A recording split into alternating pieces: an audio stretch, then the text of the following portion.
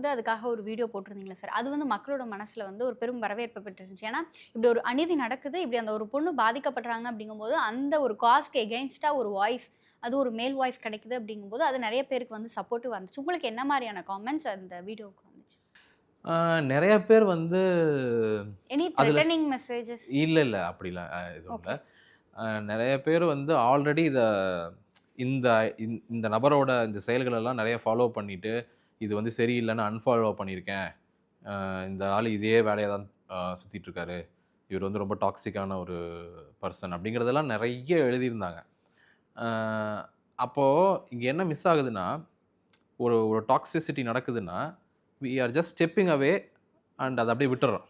நம்ம அத கன்ஃப்ரான்ட் பண்றதில்ல. அத கால் அவுட் பண்றதில்ல. ஏன்னா, அது அண்டர்ஸ்டாண்ட் பண்ணிக்கணும். அதுக்கு ஒரு பிரிவிலேஜ் வேணும். It's not so simple. எல்லாராலயும் பண்ணிட முடியும்னு நான் சொல்லல.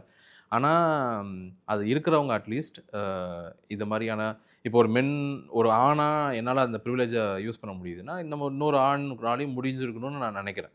அவங்க இது மாரியான விஷயங்கள மேபி கால் அவுட் பண்ணிக்கலாம். எனக்கு தெரியாம கூட இருக்கலாம். தொடர்ச்சியா இந்த மாரியான நபர்கள வந்து நம்ம கால் அவுட் பண்றதும், கன்ஃப்ரான்ட் பண்றதும் தான் which means that we are standing with the victims அப்படிங்கிறது